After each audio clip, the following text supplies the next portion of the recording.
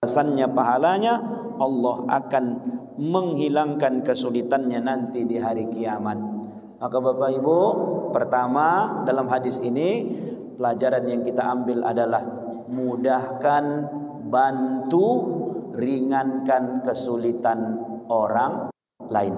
Tentunya dengan makna yang luas. Meringankan kesulitan orang ini dengan makna yang luas. Ia meringankan kesulitan orang lain dengan cara menolongnya. Apa misalnya yang sedang dia butuhkan? Kebetulan awak apa misalnya? Kebetulan awak misalnya pejabat atau petugas. Kebetulan kawan ni mau mengurus apa? Mengurus pajak lah, mengurus SIM lah, mengurus KTP lah, mengurus SKCK lah, mengurus apa lagi? Semua ada urusannya. Maka dalam hal seperti ini prinsip kita tentunya adalah yassiru wala tu'assiru. Mudahkan, jangan persulit. Mudahkan, jangan persulit. Kadang-kadang justru terbalik. Sampai ada ungkapan, selama masih bisa dipersulit, kenapa dipermudah? Itu pulanya kadang. Selama masih bisa dipersulit, kenapa dipermudah? Datang kawan udah bawa berkas ini Ustaz, udah bawa berkas. Pertama ditanyanya, kemana ini diserahkan? Oh ke sana Pak. Datang dia bawa bayar. Sampai di sana, oh bukan di sini nih, pergi dulu ke sana, tekenkan dulu ke sana. Pergi dia ke sana bayar. Sampai di sana, enggak begitu Pak, siapkan dulu ininya. Besok datang lagi Bapak kemari, kata kawan. Oh Tuhan, kan berat itu Pak. Itulah makanya perlunya syafaat, perlunya pertolongan, perlunya apa lagi? Perlunya, kalau sekarang ini apa bahasanya Pak? Ordal, orang dalam ya kan. Yang tak bisa dipungkiri perkara orang dalam nih Ustaz. Macam mana pun urusan awak di dunia, jangankan di dunia, di akhirat pun kalau tak pakai orang dalam agak berat juga nanti. Rupanya Ustaz di akhirat orang dalam adalah termasuk anak awak yang rajin baca Quran, yang habis Quran, itulah orang dalam awak. Itulah nanti yang akan menarik awak ke surga. Itulah orang dalam. Anak awak yang meninggal dunia di waktu umur kecil, kata Nabi, termasuklah anak itu yang akan menggandeng ayahnya nanti ke surga. Jadi maksud orang dalam di surga itu, itulah dia. Orang-orang yang baik, orang yang hafiz Quran, orang yang mati di jalan Allah, yang syahid. Itulah orang dalam yang akan nanti menarik ketika dalam surga. Di akhirat aja pakai orang dalam awak, apalagi di dunia. Di dunia ini mengurus KTP lah awak misalnya, kalau melalui jalan yang lempang, mudah-mudahan lah agak lama kan begitu. Tapi begitu mengurus awak pakai orang dalam, tak apalah hitungan hari Ustaz, hitungan jam siap. Kawan kadang-kadang mengurus SIM, lamanya lagi nggak siap-siap, disuruh pula lagi membawa kereta berputar-putar ya kan Ustaz, mengurus SIM. Datang kawan kebetulan ya ada kenalannya polisi, tak apalah pakai antri begini berputar-putar. 10 menit siap SIM kawan, kan begitu. Jadi oleh karena itu prinsipnya Bapak Ibu, yang pertama diajarkan Nabi, kalau mau awak nanti mudah urusan kita di akhirat, di dunia ini mana yang bisa kita mudahkan urusan orang selama itu masih berurusan sama kita dan kita bisa membantunya, ringankan. Makanya kami pun Pak, kan kita mengurus mu'alaf juga Pak Prapto, mengurus mu'alaf, kadang-kadang datang telepon, Ustaz ini mau masuk, macam mana bisanya dibantu? Bisa. Kapan mau Ustaz? Sekarang katanya. Kapan mau orang Bapak?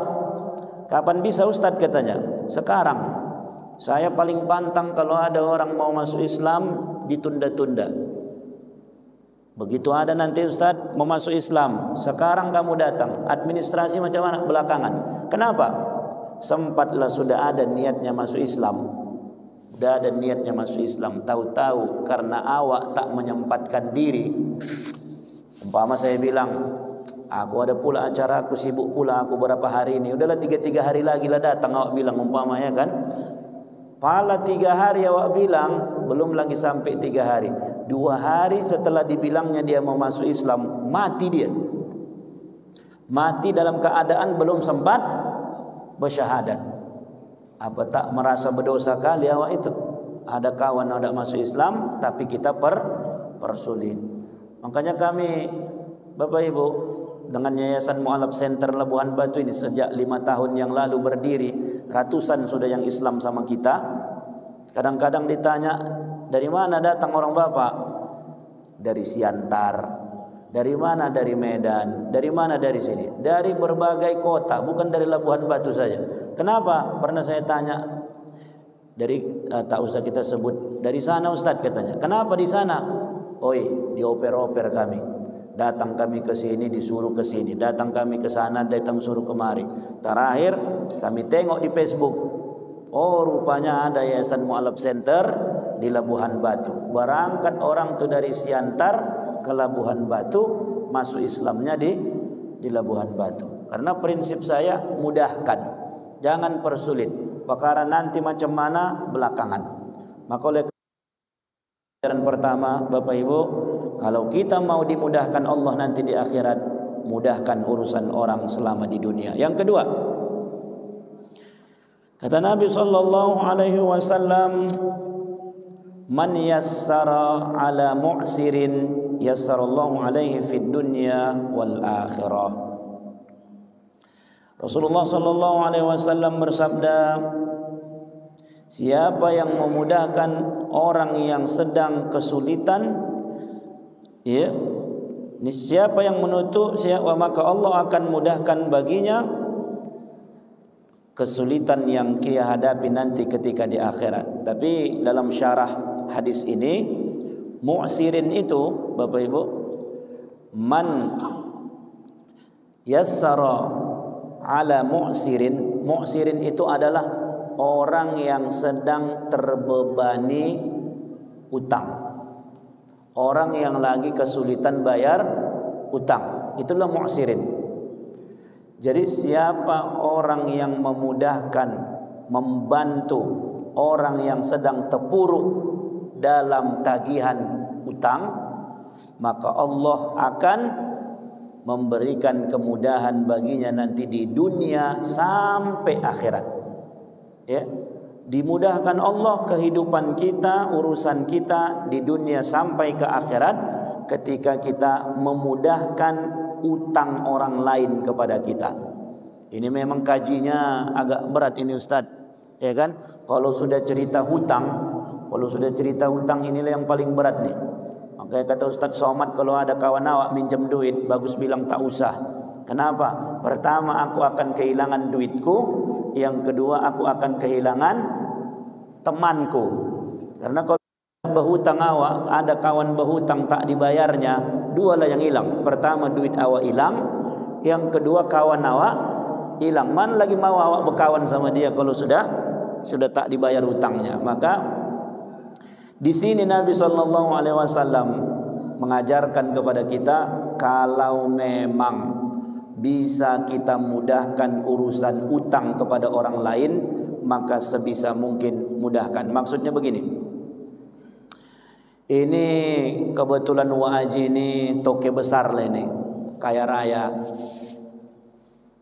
Saking dermawannya dia, asalkan ada orang minjem duit, kasihnya. Asalkan ada orang butuh, Pak Haji tolonglah Pak Haji pinjam duit, anakku mau kuliah, perlu uang sekian, dibantunya. Pak Haji tolonglah Pak Haji, aku perlu untuk apa? Belanja.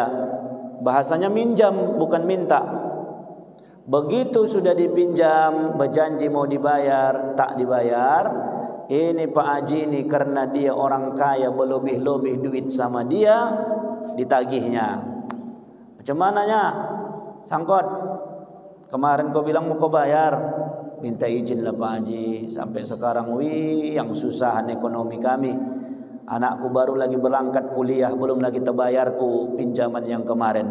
Jadi dengan rezeki yang Allah titipkan sama dia, kelapangan hatinya dan kedermawanan dirinya, ada orang-orang yang memang dia pandang memang betul-betul sulit ekonominya dan memang tak terharap untuk mengganti dan memulangkan duit itu. Kan kadang-kadang terbaca kitanya itu, Pak. Ini wak ni minjam duit sekian. Kok kurasa ndaknya pala terbalikannya ini kira-kira.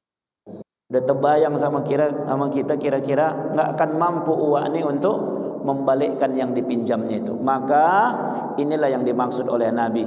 Ketika kita mampu menghilangkan kesulitan seseorang dalam hal utang piutang, udahlah Wak, kalau memang tak terbayar Wak, udahlah, anggaplah itu sedekahku, tak usah Wak pikirkan lagi, itulah sedekahku untuk membantu Wak. Tapi kan mencari yang begini payah nih Pak, mencari yang begini payah. Tapi kalau bisa paten, karena memang tak pun semua kita orang pinjamkan kemudian kita ikhlaskan, karena tak mungkin juga itu Pak. Asalkan ada orang minjam udah itu, asalkan ada orang minjam udah itu, mak pening juga kepala awak ini kan begitu. Jadi pilih, memang dia orang yang sangat sulit ekonominya dan memang kemudian dia belum mampu untuk membayar dan kita memang ikhlas untuk membantunya. Inilah yang dikatakan Nabi, ya, siapa yang meringankan, man yassara ala mu'sirin, meringankan beban orang yang sedang berhutang. Sebenarnya Bapak Ibu, pahala memberikan pinjaman ini luar biasa. Sampai kata Nabi, ada satu hadis dalam kitab Al-Wafi, syarahnya Imam Nawawi di sini, Dr. Mustafa Al-Bugha, dikatakan, jadi Jibril mengatakan bahwa kepada Nabi Muhammad, lebih besar fadilah meminjamkan duit, meminjamkan kepada teman, kepada saudara, ketimbang sedekah. Lebih besar fadilah pahala meminjamkan duit sama orang yang memang butuh ketimbang sedekah. Ditanya Rasulullah, Jibril, mengapa lebih hebat fadilah keutamaan meminjamkan ketimbang sedekah? Apa kata Jibril, malaikat Jibril? Beliau mengatakan, kalau orang sudah datang meminjam, berarti kan memang perlu kali dia itu Pak. Kalau orang sudah ada yang berani datang minjam duit sama awak, itu kan berarti karena sudah butuh kalinya dia itu. Karena sudah saking butuh kalinya dia itu, makanya dia datang meminjam. Karena kalau minjam duit ini nggak bisa dipungkiri Bapak Ibu, tebal juga muka awaknya dah. Tebal juga muka awaknya. Mendatangi wajib itu membilangkan, oh bang, minta tolonglah aku bang, pinjam duit sama abang, udah susah kali kurasa. Itu mengucapkannya itu berat kali itu. Tapi kenapa dilakukan seseorang pada saat dia minjam duit? Karena memang hampir bisa dipastikan dia pada saat itu sangat-sangat membutuhkan. Makanya fadilah sebenarnya meminjamkan itu besar. Cuman lagi penyakit kita sekarang nih, kadang-kadang mampunya dia membayar utangnya tapi tak dibayarnya. Mampunya dia sebenarnya membayarnya tapi ditahan-tahannya juga dibayar-bayarnya. Terakhir lebih garang pula dia yang meminjam ketimbang yang meminjamkan sama dia. Begitu ditagih Pak, begitu ditagih, bang kapan ya bang balikkan duit yang kemarin tuh? Kau baru lagi segitu dah kau tagih-tagih, yang kelewat lah kau, macam tak berkawan pula lah kita katanya. Awak yang menagih, lebih garang lagi dia yang meminjam tuh kan. Terakhir berpikir juga awak, kalau ada orang yang meminjam kawan ini, nanti ku pinjamkan tak balik, nanti ku pinjamkan nanti menagihnya, yang susahan, maka nanti awak meminjamkan duitnya. Itu ke sekarang. Tapi kalau bapak ibu bisa memilih, ini wak ini memang sulit, kasih pinjaman. Begitu dikasih pinjaman dan memang kita pada saat itu lagi lapang dada, naik pula harga sawit, banyak pula buahnya, waktu banyak emasnya, naik pula lah harga emas, jual emas dia lagi banyak duitnya. Tahu-tahu ada yang memang tak bisa bayar utang, dibebaskannya utang itu. Udahlah, ini jadi sedekahku, tak usah pala dibayar. Itulah yang dimaksud dengan memudahkan. Kemudian yang ketiga, jadi yang pertama tadi Pak, meringankan, menghilangkan kesulitan orang di dunia. Yang kedua, meringankan atau menghilangkan kesulitan bayar hutang. Yang ketiga kata Nabi sallallahu alaihi wasallam, man satara musliman satarahullahu fid dunya wal akhirah. Siapa yang menutupi, ya, siapa yang menutupi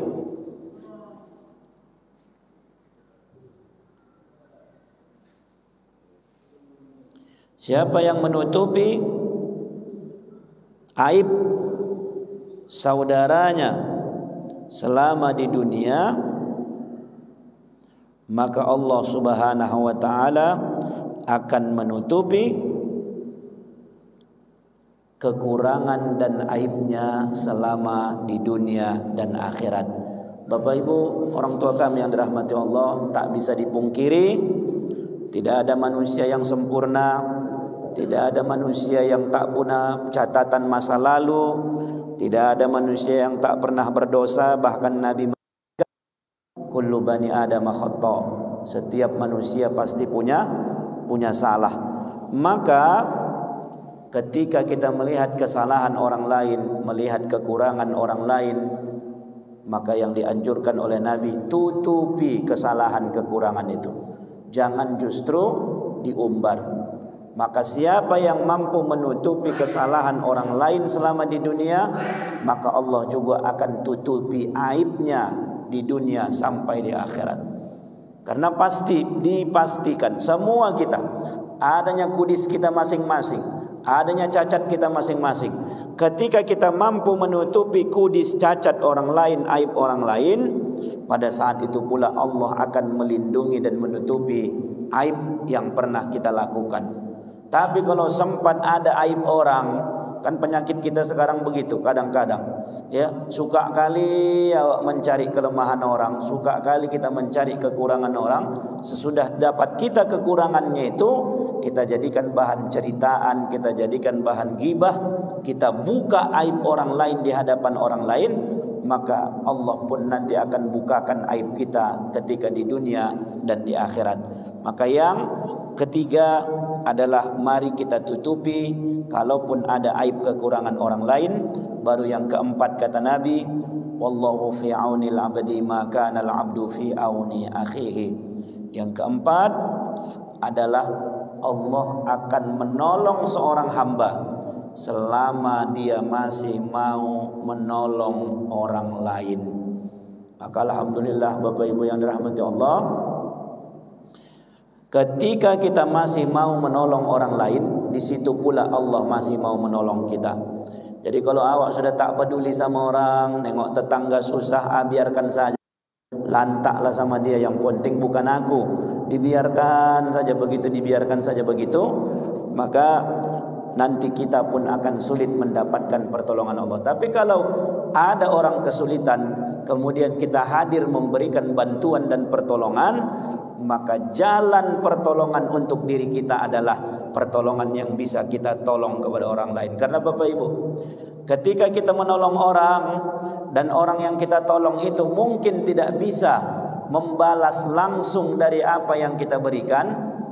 Dah tengok model lah, kurasa kalau ku tolongnya ini kawan ini enggak nyapalah bisa ditolongnya aku. Boleh jadi kita tolong dia, pada saat kita tolong dia hampir besarnya keyakinan kita, kalau ku tolong ini enggak akan bisa balik dibalasnya pertolonganku itu. Betul.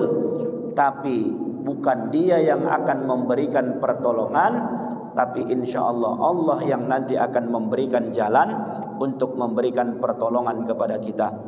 Baru yang kelima kata Nabi, man salaka tariqan yaltamisu fihi ilman sahhalallahu lahu bihi tariqan ilal jannah.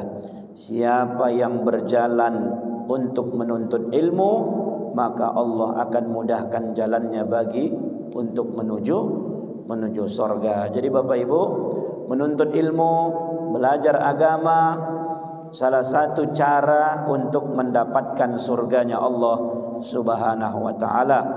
Bahkan dalam hadis yang lain Nabi mengatakan, man kharaja fi talabil ilmi wa huwa fi sabilillah hatta yarji'a. Siapa yang keluar dari rumahnya untuk menuntut ilmu, kemudian dia mati tak pulang lagi ke rumah, maka dia dianggap sebagai orang yang berjihad di jalan Allah. Maka semalam kejadian hari Jumat kejadian di pesantren Gontor, tapi bukan Gontor Pusat, Gontor Magelang saya nggak salah, Ustaz. Ya. Sekitar 29 santri yang sedang mandi. Jadi kebetulan kamar mandi pesantren itu di samping dindingnya itu adalah ini dinding penahan air, macam ada bak besar bendungan begitulah. Rupanya ketika orang itu mandi jam 9:30 mau sholat Jumat, pecah ini bendungan ini, kemudian jatuh. Orang itu kan mandi, ketimpalah. Ada sekitar 29 yang tertimpa, 4 orang santri meninggal dunia. Jadi itu lagi rame juga itu di TikTok. Alhamdulillah 25 dievakuasi selamat santrinya, yang 4 orang. Kalau saya tengok wajah-wajah santrinya itu apakah kelas 1 atau kelas 2, masih SMP lagi nampak wajahnya, kecil-kecil ya.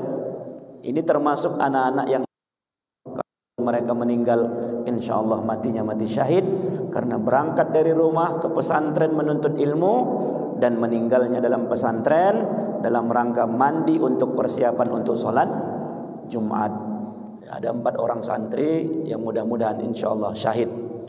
Ya. Jadi salah satu jalan menuju surga itu adalah menuntut ilmu. Yang keenam, wa ma ijtama'a qaumun fi baitin min buyutillah. Apabila umatku hamba-hamba Allah ini, kata Nabi, tidaklah satu kaum yang berkumpul di salah satu rumah Allah, yatluna kitab Allah, membaca Quran, mempelajari isi daripada Al-Quran itu. Apa kata Nabi SAW? Illa nazal alaihi mustakinah, maka Allah Subhanahu wa taala akan turunkan ketenangan, wa ghasyiyatuhumur rahmah, Allah limpahkan kepada mereka rahmat, wa haffathumul malaikah, malaikat kemudian akan mengepakkan sayapnya. Dalam hadis yang lain, radin li talibil ilmi, karena saking sayangnya, sukanya malaikat menengok orang-orang yang sedang berada di masjid dan mempelajari Al-Quran. Wa dzakarahumullahu fi man indahu, kemudian Allah akan menyebutkan nama-nama orang yang ada di pengajian itu. Jadi Bapak Ibu, seperti apa yang kita lakukan di masjid ini, alhamdulillah, termasuk kajian subuh. Apalagi misalnya saya tengok juga postingan Pak Prapto, Masjid Subuh Qurannya Pak, MSQ, Masjid Subuh Quran. Jadi kata Nabi, apabila umatku ini, hambaku ini sudah berkumpul, kemudian pada saat berkumpul itu bukan menceritai orang tapi belajar Al-Quran. Pertama berkumpul baca Quran, kemudian tadarus, dipelajari apa yang dibaca, dibaguskan bacaan kawan yang salah. Maka kata Nabi, nazalat alaihimu sakinah, Allah berikan ketenangan, kemudian diturunkan Allah rahmat kasih sayang, wa haffat alaihimul malaika, malaikat mengepakkan sayapnya saking senangnya menengok apa yang kita kerjakan. Maka Bapak Ibu, ya, ini yang coba kita, alhamdulillah sudah terlaksana, baik kajian subuh, baca Quran berjamaah, dan tentunya tak lepas dari apa yang kita lakukan, syiar-syiar kita, termasuk ya update postingan. Ini tak datang Bang Baby, saya tengok Bang Babynya namanya, yang biasa moto-moto, ya kan? Asalkan berjumpa sama awak pasti berfoto, asalkan berjumpa pasti posting. InsyaAllah Ustaz husnul khotimah katanya pula itu, berfoto InsyaAllah husnul khotimah katanya. Memang bagusnya doanya husnul khotimah, maunya janganlah dulu, ya kan? Asalkan berjumpa berfoto, asalkan berjumpa foto. Ada sebagian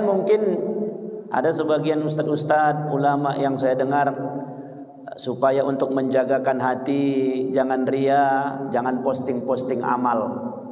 Jangan posting-posting, dikit-dikit posting, dikit-dikit posting. Ya, baca Quran posting, sholat posting, pengajian posting. Ada yang mengatakan begitu untuk menjagakan jangan ria dalam beramal. Tapi sebagian yang lain, termasuk Gus Baha, beliau mengatakan, ada mengutip pernyataan seorang ulama, Syekh, sekarang nih orang bermaksiat itu sudah terang-terangan dan tak malu. Joget-joget TikTok tak malu, ya kan? Mengumbar-ngumbar aurat di dunia sosial, di media sosial tak malu. Membuat kegiatan-kegiatan yang aneh-aneh tak malu. Jadi apa kata beliau? Kalau orang yang buat maksiat, yang postingan tak baik itu lebih banyak, maka harusnya kita yang berbuat kebaikan ini juga harus lebih sering lagi memposting kebaikan untuk menyaingi postingan-postingan yang tak baik itu. Kok saya lebih setuju itu. Sempatlah kita semua yang kebaikan-kebaikan ini tak ada. Sempatlah prinsipnya. Tak usahlah pada posting-posting. Nanti posting-posting dibilang orang ria, dibilang orang sombong. Sama seperti Profesor Dr. Syukri Albani, ya, dosen saya ketika di Medan. Apa kata beliau dalam sebuah postingannya? Dia memfotokan dirinya sedang naik angkot. Lagi naik angkot di Medan, difotokannya dia. Datang komentar orang, Ustadz pencitraan, karena naik angkot. Dia foto naik angkot, profesor pula kan, profesor, doktor, guru besar, ya. Di postingnya foto naik angkot, ada inang-inang makan siri, difotokannya juga, dinaikkannya lah status Facebook. Apa komentar orang? Ustadz pencitraan, ya kan? Apa dibalasnya? Bante sama kau katanya, lantak sama kau katanya. Kenapa? Dibilangnya Ustadz itu Ustadz pencitraan, sementara boleh jadi niat kita bukan niat pencitraan. Apa kata beliau sampai terakhir beliau bilang, kau buat Facebookmu, ku buat Facebookku. Kenapa rupanya katanya? Sudah, kau ada Facebook, kau buat Facebookmu. Aku ada Facebookku, ku buat. Perkara niat itu urusan Allah. Siapa yang tahu niat? Kalau misalnya macam saya lah begini, saya kemana-mana, ya, adinda kami Niki Pari tetap selalu khutbah Jumat pun saya rekam, pengajian begini saya rekam. Ya, kalau niatnya ria, nggak ada gunanya saya ceramah di sini. Kalau niatnya khutbah Jumat saya karena ria, nggak ada khutbah Jumat niatnya. Hilang niat. Kalau saya niatnya bukan pala FB Pro ini, ya kan? Karena ada juga orang sekarang posting-posting targetnya FB Pro, dapat duit dolaran Ustaz. Ustaz-ustaz kita udah banyak juga yang begitu. Saya tak pala. Niat saya mana tahu pendek umur, ya kan? Pendek umur, ya, tak panjang umur awak, tapi ceramah kita masih bisa dinikmati. Setidak-tidaknya, kalaupun orang setidak-tidaknya anak cucu awak, anak awak bisa nengok, oh ini ayahku dulu. Cucu awak bisa, inilah kakek kalian dulu, inilah tok kalian dulu, ini lopung kalian dulu. Setidak-tidaknya begitu ditengok orang video awak, didengarkan orang yang baik, dikerjakan orang, walaupun mati awak dalam kubur tetap mengalir pahalanya.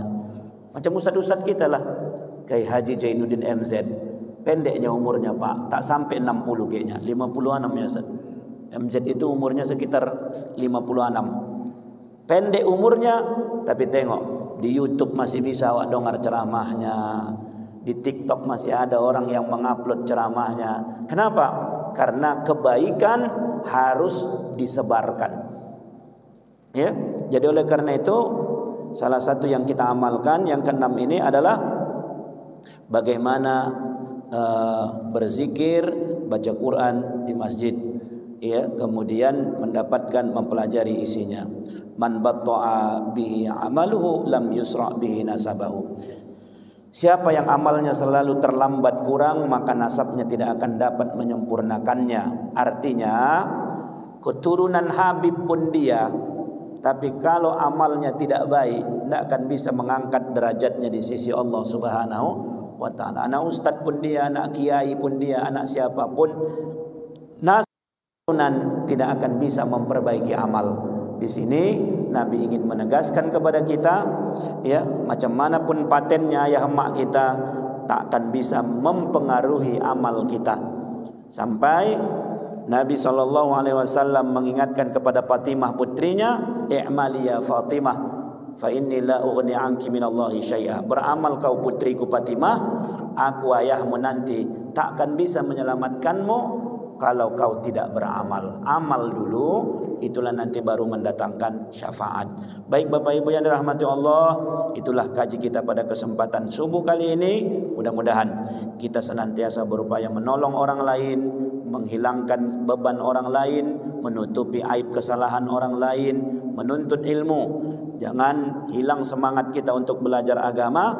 Kemudian di dalam masjid ini salah satu yang disunnahkan adalah memperbanyak Al-Quran dan tadarus. InsyaAllah mudah-mudahan kita mendapat rahmat Allah Subhanahu wa taala. Nasrun minallah wa fathun qarib wa basyiril mu'minin. Assalamualaikum warahmatullahi wabarakatuh.